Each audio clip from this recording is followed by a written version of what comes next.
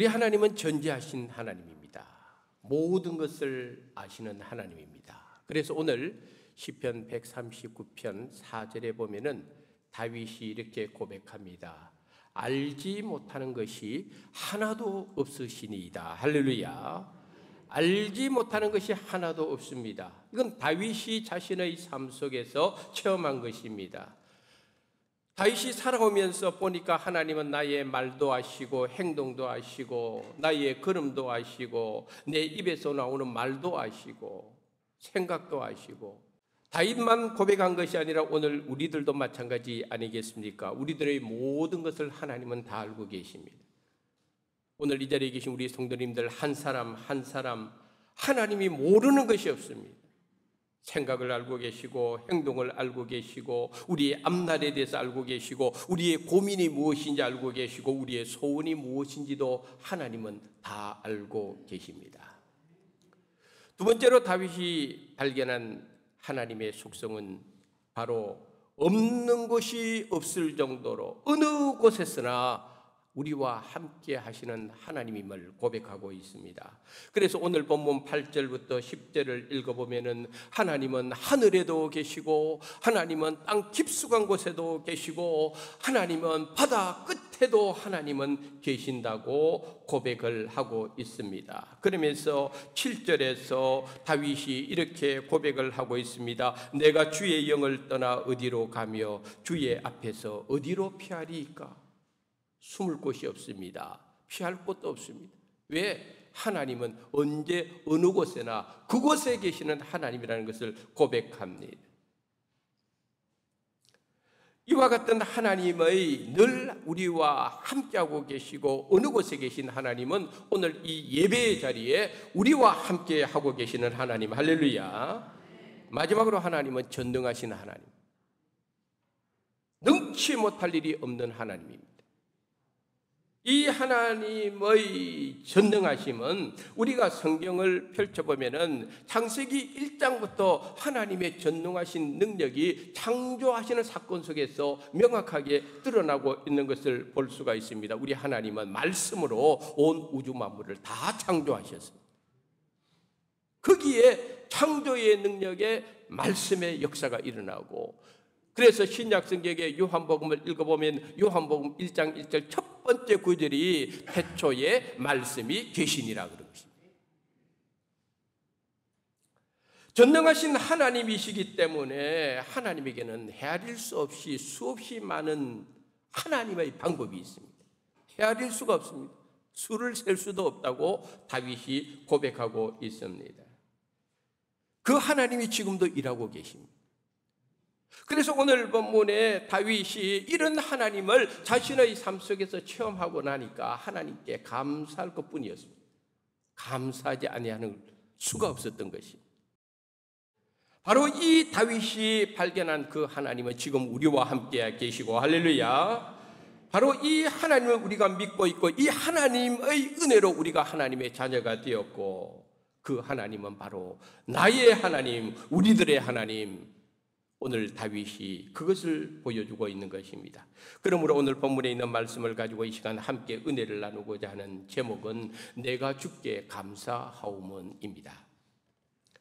첫째로 다윗이 무엇을 감사해야 되느냐 할 때에 나의 존재 자체에 감사를 할 줄 알아야 된다라고 다윗이 증거하고 있습니다. 오늘 본문 14절에 보니까 다윗이 이렇게 고백합니다. 나를 지으심이 심히 기묘하심이라, 그렇게 이야기를 하고 있습니다. 옛날 번역에 보면은 더 어려운 한자를 썼습니다. 나를 지으심이 신묘막측하심이니이다, 이렇게 되어 있습니다. 근데 저는 개인적으로 기묘하심이다 하는 것보다는 신묘막측하심이라 하는 이게 더 마음에 와닿습니다. 신묘막측이라고 하는 것은 무슨 뜻이냐면은 신통하고 묘하여 미리 추측을 할 수가 없다는 것을 신묘막측이라는 단어를 통해서 드러내고 있습니다. 근데 요즘 젊은 사람들은 이런 단어를 잘 모릅니다. 그러므로 오늘 본문에 있는 나를 지으심이 심히 기묘하심이라, 나를 지으심이 심히 신묘막측하심이라 하는 이 단어를 요즘 말로 쉽게 번역을 하면은 내 존재 자체가 놀라운 것입니다는 뜻입니다.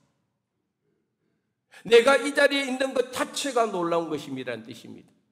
내가 살아가고 있는 자체가 놀라운 일이라는 것입니다.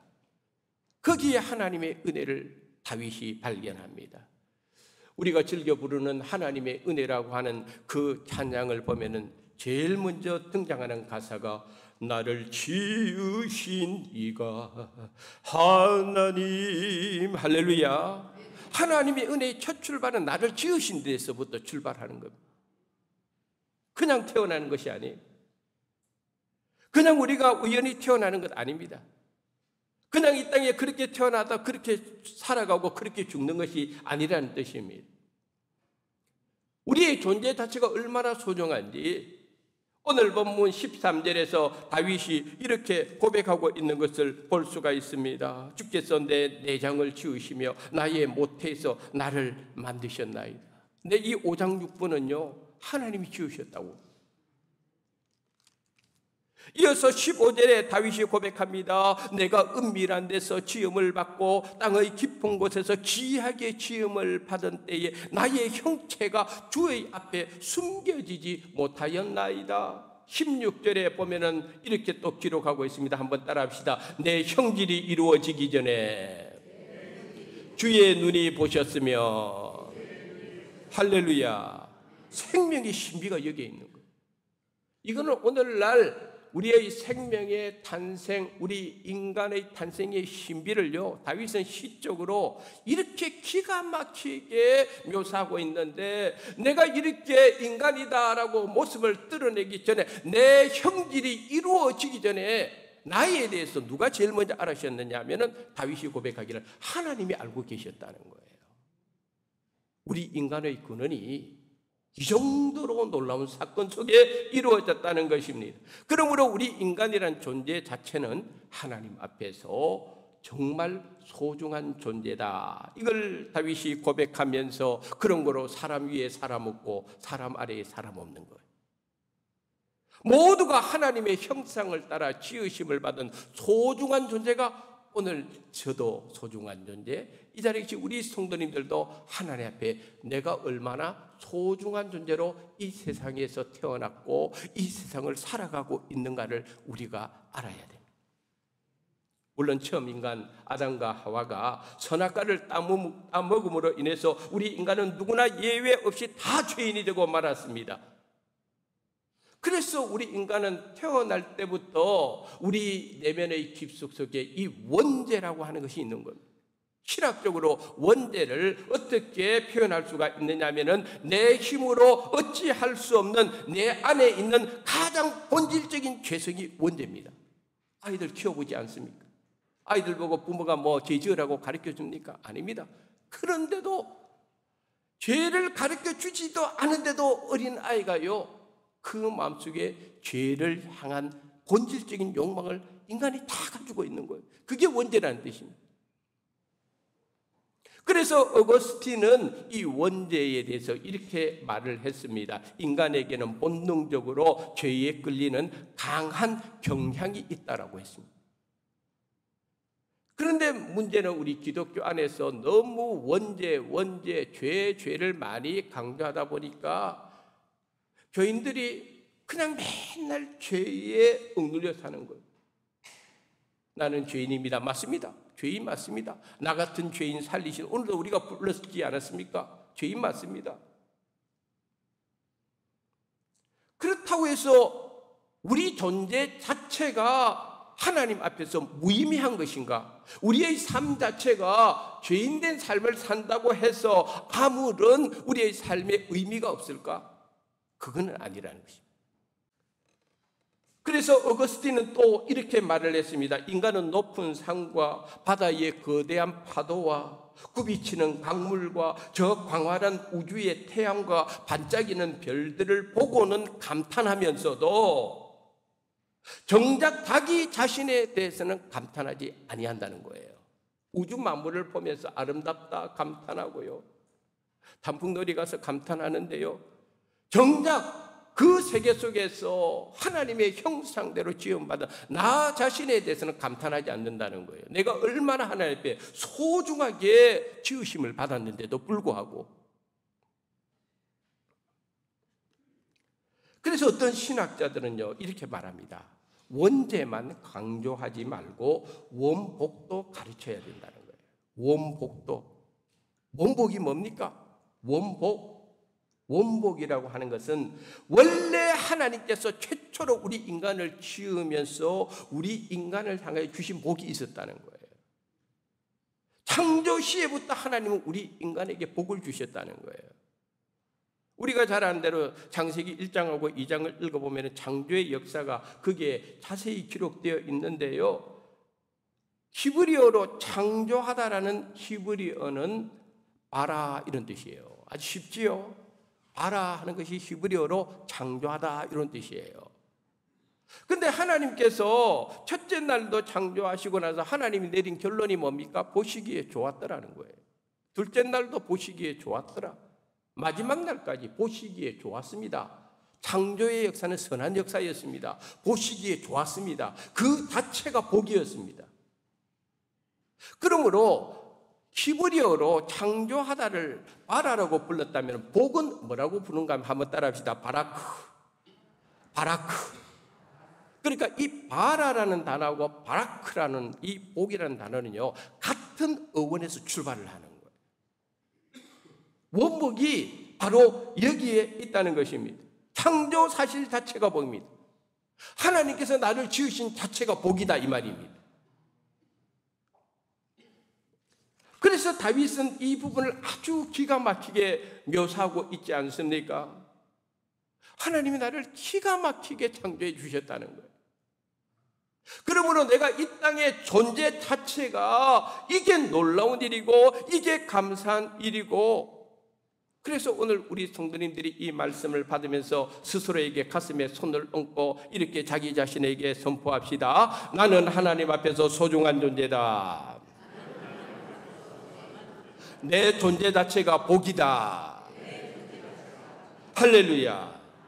꼭 기억하셔야 됩니다. 비록 내가 죄인이지만은, 나는 죄의 본성을 따라 살 수밖에 없는 연약한 인간이지만은, 그러나 내 존재 자체를 내가 사랑할 수 있어야 돼요. 왜 그런 줄 아십니까? 하나님이 나를 사랑해 주셨기 때문에 그런 거예요.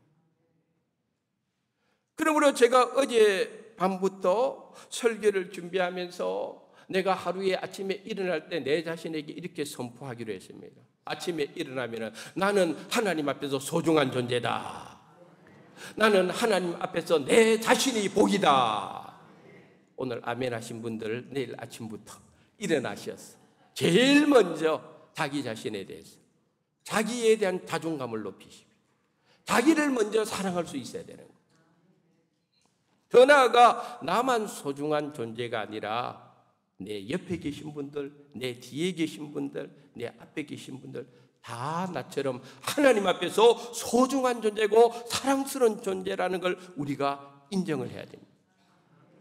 예수님께서 마태복음 22장 37절부터 40절까지 이렇게 가르쳐 주셨습니다. 읽어보겠습니다. 예수께서 이르시되 내 마음을 다하고 목숨을 다하고 뜻을 다하여 주 너의 하나님을 사랑하라 하셨으니 이것이 크고 첫째 되는 계명이요 둘째도 그와 같으니 내 이웃을 내 자신같이 사랑하라 하셨으니 이 두 계명이 온 율법과 선지자의 강령이니라. 아멘. 내가 소중하다면 남도 소중한 것, 내가 하나님 앞에 사랑스러운 존재라는 걸 인정한다면은 내 앞에 있는 분도 나와 더불어 살아가는 분들도 다 하나님 앞에서 소중한 존재라는 걸 우리가 인식하며 살아야 되는 거예요. 며칠 전에 노예 끝나고 우리 노예 신임원들하고 진주 노예의 인사차 가면서 차 안에서 노예 임원 한 분이 느닷없이 이렇게 질문을 저한테 했어요. 목사님은 핸드폰 안에 사모님을 뭐라고 표현을 합니까? 그래서 저는 이렇게 표현합니다 라고 제가 알려줬어요. 우리 교인들한테는 안 알려줄래요. 그러면서 이제 거기에서 다 이제 자기 핸드폰을 다 개방하기로 했어요. 그래 보니까 어떤 분은 자기 아내 그냥 이름만 기록한 분도 계시고, 또 어떤 분은 아이들 이름을 따서 누구 엄마 이렇게 돼 있는 분도 있고, 조금 달달한 분은 거기에 보니까 우리 여보 뭐 이런 표현도 있고. 근데 거기에 장로님 한 분은 뭐라고 했는가 하면요, 자기 아내를 마님이라고 부르는, 마님이라고. 근데 장로님 무슨 조선시대에 삽니까? 내가 마님은. 그 옆에 우리 군의장님은요, 자기는 자기 아내를 뭐라고 기록을 했는가 하면 상궁이라고 기록했대요. 상궁. 그 요즘 부부싸움을 자꾸 한대. 평생 상궁으로 살게 할 것인가, 아니면 왕비로 올려줄 것인가. 그러면서 그 군의장이 그러대요. 자기는 절대 상궁에서 그 이상 안 올린다 그러더라고요. 그러면서 그렇다면 아내들은 남편을 뭐라고 저장을 할까? 아내가 남편을 뭐라고 저장할까 했는데요. 재밌는 거는요, 어떤 아내는 남편을 핸드폰에다가 평생의 왼수라고 적어놔요. 평생의 왼수다. 우리 성도님들 그런 분들 없겠죠? 내가 오늘 1부 때 이 설교하니까요, 우리 교회 안수 집사님이 자기 아내는 자기를 전하라고 부른대요. 전하. 그래서 역시 수안교회 교인은 다르구나. 오늘 사랑하는 우리 수안의 성도 여러분, 아무리 미워도요, 남편을요 평생의 왼수로 하지 말고, 으이구 저 복덩어리 막 그렇게라도 좀 저장해 주었으면 좋겠어요. 내가 소중하다면은 남도 소중하고. 그럼 우리 앞뒤에 계신 분들하고 서로 한번 덕담을 나눕시다. 당신은 소중한 존재입니다. 당신 자체가 복입니다. 할렐루야. 두 번째로 오늘 본문이 우리에게 주는 교훈은 뭐냐면, 나의 삶 속에 행하신 놀라운 주님의 일로 감사해야 됩니다. 다윗이 살아오면서 체험했던 하나님은 자신의 삶 속에서 참 많은 일들을 자신을 위해서 하나님께서 무수하게 행하여 오셨다는 것을 다윗이 깨달았습니다. 오늘 우리 시온 찬양대의 가사에 보면은 나를 세우시는 주님의 은혜에 감사해. 매일매일 하나님은 나를 세워주시는 분. 오늘 우리 성도님들 삶을 돌이켜보면은 얼마나 하나님께서 우리 성도님들의 삶 속에 얼마나 많은 역사를 일으켜 오셨습니다. 저도 내 자신을 돌이켜보면은 하나님께서 내 삶 속에 참 많은 일을 행하여 주셨구나. 그래서 어떨 때는요, 기도하다가 눈물이 주르르 흘러요. 우리 성도님들도 같은 마음 아니겠어요? 지금까지 지내온 거 주의 크신 은혜라. 그 찬송이 절로 나오지 않겠습니까? 용서하고 들으십시오. 지난 주간에 우리 교회에서 87회 정기노예 열렸고, 부족한 제가 노회장에 취임을 해가지고 사람들이 박수 쳐주고 사람들이 축하 인사를 해주는데요. 그런데 저는 진짜 노회장으로서 능력 있는 사람 아니에요. 내가 똑똑한 것도 아니고 경험 많은 것도 아니고 인간관계가 좋은 것도 아니고, 해외에서 17년 6개월 살다가 수안교회에 와가지고 단 6년 만에 노회장이 되었습니다. 임원에 들어간 지 딱 4년 만에 노회장이 되었습니다. 일전에 제가 서울에서 정경 총회장님 만났는데, 그 정경 총회장님이 저보고 그래요. 엄목사는 어떻게 해서 그렇게 빨리 노회장 됐어? 그래요. 할 말이 없었어요. 나도 잘 모르겠습니다. 엄목사 같은 케이스는 대한민국에 있을 수가 없다는 거예요. 그렇게 빨리 노회장 자리에 어떻게 갈 수 있느냐는 거예요. 사실은 제가 이 수안교회에 왔을 때 노회 또 교회 총회 이런 쪽에 제가 별로 정치 쪽으로는 관심이 없었고요, 자신도 없었고, 그런데 첫 물꼬를 원로 목사님께서 열어주셨어요. 그래서 그동안에 원로 목사님께서 노예 정치 쪽으로 많은 저한테 조언도 해 주셨는데, 아무리 생각해도 내가 이 자리에 와 있는 것은 14절의 다윗의 고백처럼 주께서 하시는 일이 기이함을 내 영혼이 잘 아나이다.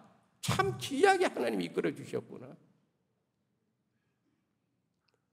비단 내 자신의 삶 속에 단 한 가지 사건의 예를 들어서 우리 성도님들에게 알려주었습니다마는, 사실은 우리 성도님들의 삶 자체가 지금까지 살아오면서 하나님이 내 삶 속에 어떻게 역사하셨는가 하면은 우리 성도님들의 고백이 다윗의 고백하고 똑같은 고백이 나올 거예요. 주님이 내 삶 속에 귀한 일들을 참 많이 행하여 주셔서 여기까지 나의 걸음을 인도해 주셨구나. 우리가 잘 아는 대로 다윗은 참 살아오면서 많은 고난을 겪지 않았습니까? 전쟁의 고난을 많이 겪었습니다. 가정의 고난도 겪었고, 자식들 때문에 고난 겪었고, 반역의 고난, 배신의 고난, 도망자의 고난, 질병의 고난, 하나님 앞에 죄를 지음으로 말미암아 징계의 채찍을 맞는 고난을 다윗은 많이 겪었습니다. 그런데 다윗이 이런 고난의 현장에서 체험했던 그 하나님은, 그럼에도 불구하고 하나님은 다윗의 삶 속에 수많은 위기 가운데서도 셀 수 없는 놀라운 방법으로 다윗을 지켜주시고 인도해 주시고 축복의 길로 인도해 주셨다는 것을 다윗이 고백을 하는 거예요. 내가 하나님께 감사하오면 하는 이 고백이 그냥 나온 고백이 아니에요. 그렇게 해온 것을 체험했기 때문에. 그러면서 다윗이 하나님이 왜 전능하신 하나님이냐, 오늘 본문 17절에 다윗이 고백합니다. 하나님이여, 주의 생각이 내게 어찌 그리 보배로우신지요, 그 수가 어찌 그리 많은지요. 나를 향한 하나님의 생각은 보배로운 생각입니다. 할렐루야. 나를 향한 하나님의 생각의 수는요, 우리 인간이 생각하는 수를 뛰어넘어요. 그러니까 그 뒤에 다윗이 뭐라고 고백합니까? 내가 세려고 할지라도 그 수가 모래보다 많도소이다. 이렇게 고백하는 거예요. 우리 성도님들 바닷가 가서 모래 한 점 치워보세요. 모래 한 점 딱 치고 이 모래의 숫자를 알 수가 있겠어요? 모르는 거예요. 한 점의 모래에도 수를 모르는 것이 우리 인간인데, 다윗은 고백하기를 나를 향한 하나님의 생각과 계획과 내 인생 속에 역사하신 하나님의 수와 지금도 역사하시고 앞으로 역사하실 하나님의 그 수많은 계획과 방법은 바다의 모래보다도 더 많다는 거예요. 할렐루야. 그래서 셀 수가 없다는 거예요. 이런 하나님이 우리의 하나님입니다. 할렐루야. 이런 하나님 앞에 우리가 기도하는 거예요. 이런 하나님께 우리 문제를 맡기는 겁니다. 이런 하나님이 나의 하나님이 되어주시고, 이런 하나님이 나를 사랑해 주셔서 예수님 보내주시고, 이런 하나님이 예수님 믿는 나에게 천국길을 활짝 열어주셨으니 어찌 감사하지 않을 수가 있겠으며 어찌 찬양 안 할까. 할렐루야. 다윗이 지금 그 고백을 하고 있어요. 오늘 말씀의 결론입니다. 사랑하는 성도 여러분, 하나님 앞에서 내 존재 자체가 복입니다. 꼭 잊지 말아야 됩니다. 내가 복입니다. 옆에 계신 성도님들도 복입니다. 우리 모두는 다 복된 존재입니다. 무엇보다도 하나님은 우리의 인생길 가운데에서 과거에도 셀 수 없는 무수한 방법으로, 현재도 헤아릴 수 없는 무수하고 놀라운 방법으로 우리의 걸음을 이끌어 주시는 하나님이라고 한다면은, 앞으로도 미래에도 과거에 역사하셨던 하나님이 현재도 역사하시고 계신다면, 미래에도 계속적으로 놀라운 일들, 셀 수 없는 방법으로 우리의 인생의 길을 인도하고 있다면, 우리 입에서 나오는 심령의 고백은 딱 한 가지입니다. 하나님 감사합니다. 어제도 감사하고 오늘도 감사합니다. 내일도 감사합니다. 이 감사의 고백이 우리 모든 성도님들의 고백이 될 수 있기를 주님의 이름으로 축원합니다.